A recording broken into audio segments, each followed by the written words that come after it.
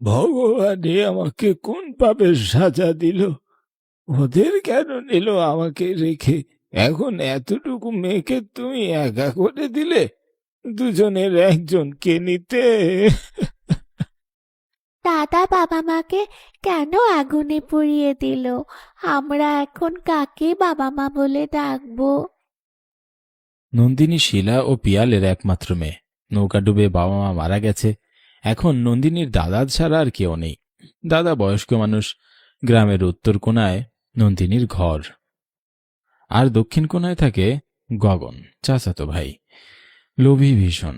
নন্দিনীর বাড়ি একটি কলা বাগান, আর বাড়ির সামনে পুকুরটি মিলে বিঘা 3 হবে।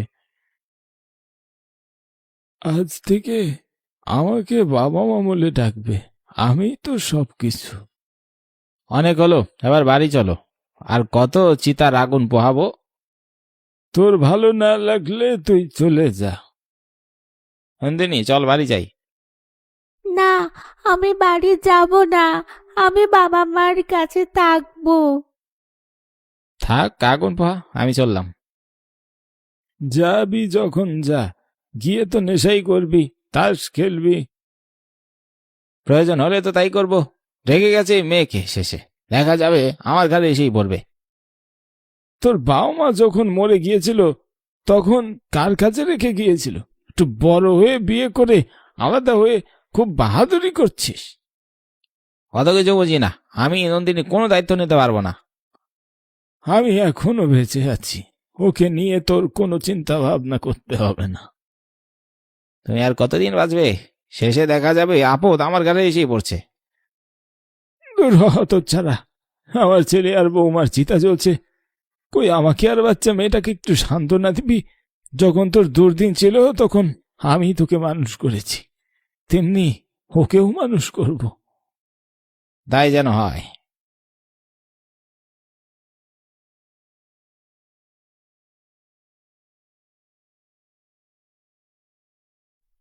দাদা, তুমি আর একটু ভাত নাও। কদিন ধরে তো কিছুই খাচ্ছ না। না রে, আমি বুড়ো মানুষ, আর কত খাবো বল। এত কম খেলে তুমি মারা যাবে। বাবা মা নেই, তুমিও যদি মারা যাও, তখন আমি একা কিভাবে থাকবো?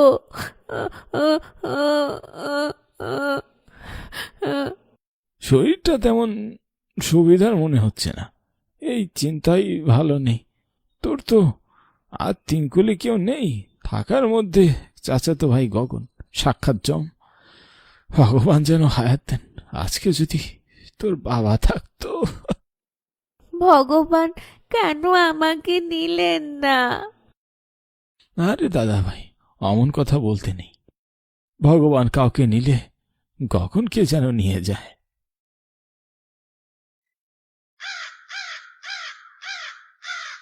কইরে নন্দিনী, তাড়াতাড়ি আয়, দেখ বাজার থেকে কি এনেছি। ও মা, কত বড় মাছ! দাদা, এই মাছের নাম কি? এটা সুরমা মাছ, চাঁদনি মারে। তাড়াতাড়ি রান্না বসা, বেলা পড়ে এলো যে। বাপরে, কত বড় মাছ! নন্দিনী, গল্প শুনবি? হ্যাঁ, শুনবো। ভূতের গল্প শুনবো। শেষ রাতে ভয়ে কাঁদবি না তো? আমি ভয় পাই না, চাঁদনি ভয় পায়। এক দেশে এক শাকচুন্নি থাকতো। যখন কেউ বাড়িতে মাছ আনতো তখন লম্বা হাত দিয়ে মাছ চুরি করত। একবার এক গোয়ালের বাড়িতে রোজই মাছ চুরি করত। গোয়ালের তো কাঁদো কাঁদো অবস্থা। প্রতিদিন মাছ আনে বাজার থেকে, রান্না করে হাঁড়িতে রাখে, কিন্তু গোসল করে এসে দেখে শাকচুন্নি সব মাছ চুরি করে নিয়ে গেছে। তারপর কি হলো? গোয়াল একদিন চিন্তা করলো শাকচুন্নিকে একটা শিক্ষা দেবে। সে একটা বড় পাতিলে বড় মাছ রান্না করে লুকিয়ে রাখে। প্রতিদিনের মতো শাকচুন্নি আরামায়েশ করে বসে খাচ্ছিল। এমন সময় পড়লো এক লাথি, শাকচুন্নি ধবাস করে পাতিলের মধ্যে চলে গেল। তারপর গোয়াল কি করলো? বড় একটি শিলপাটা দিয়ে পাতিলের মুখ ঢেকে দিল।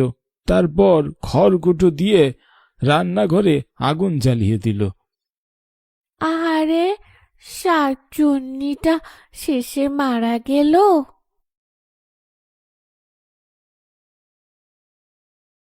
চাঁদনি, আগে আমার দাদা ভাইয়ের পাতে দে।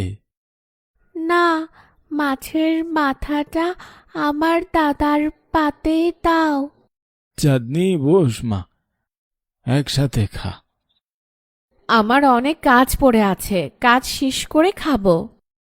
সারা বাড়িতে 3টে মানুষ, বস আমাদের সাথে, বড় মাছের টুকরো নে।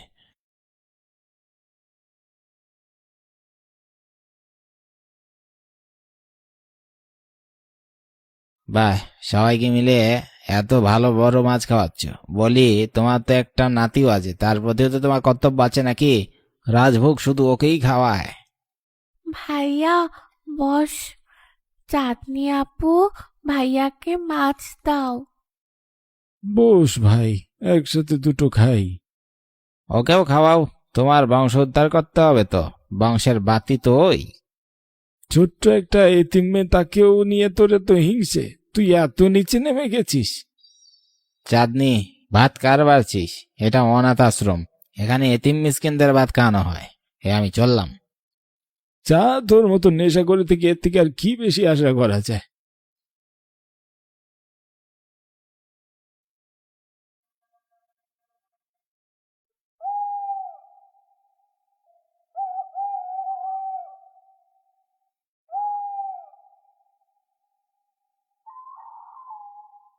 কে ওখানে?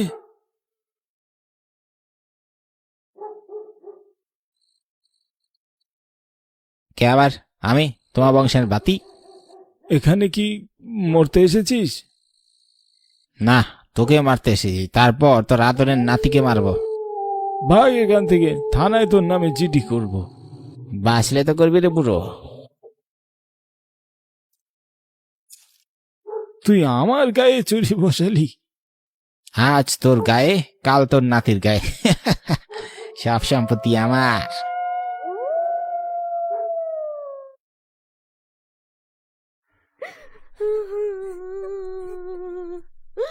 হাই কপাল, দাদা তুমি কিভাবে আমাদের ছেড়ে চলে গেলে? ওরে নন্দিন, ওরে অভাগী, তোর যে আর কেউই রইল না। দাদা, তুমি আমাকেও ছেড়ে চলে গেলে। দাদা, আমাকে তোমার সাথে নিয়ে যাও। হাই ভগবান, তুমি কি করলে? যে দাদাকে মেরেছে, তুমিও তাকে কলা তলায় মরণ দিও। ভগবান, তুমি এর বিচার করো।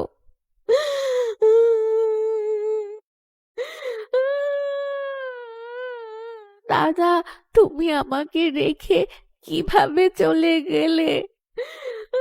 আর কাঁদিস না, কাঁদিস না, কাঁদলে তোর দাদার আত্মা কষ্ট পাবে। কিরে, তোদের অনাথ আশ্রম এখন কিভাবে চলবে? যা, আবর্জনা কোথাকার, চিতায় যা। বেশি বাড়াবাড়ি করিস নে, তোদের দুজনকেই বাড়ি ছাড়া করব। যা, ভাগ। অনাথ মেয়ে কোথাকার।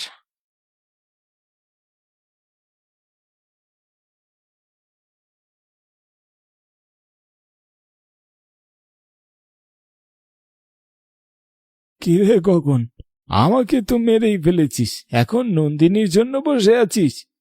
কে কে কে কে কথা কয়? আমি তোর দাদা, যাকে 2 দিন আগেই মেরে ফেলেছিস। তাহলে তুই এখানে কি করে এলি?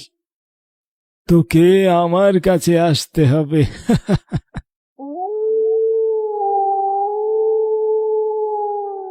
এই না, আমায় মারিস না। গগন অনেক আকুতি মিনতি করে, কিন্তু দাদার প্রেতের তেমন কোনো দয়া হয় না। গগন আবিষ্কার করে এ অন্য এক দাদা, যাকে সে কোনোদিন দেখেনি। চোখ দিয়েই যেন ঘৃণা উপরে পড়ছে।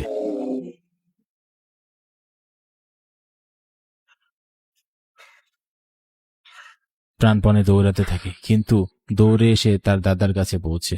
দাদা বলে,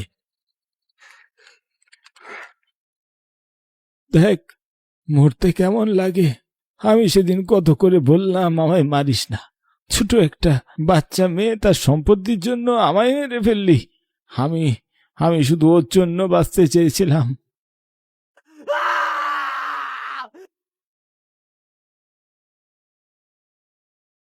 দেখ নন্দিনী, গগনের লাশ কেমন পড়ে আছে, কেউ যেন ঘাড় মটকে দিয়েছে। ওর ঘাড় কে এভাবে মোটকে দিল? মনে হয় কোনো অতৃপ্ত আত্মার কাজ।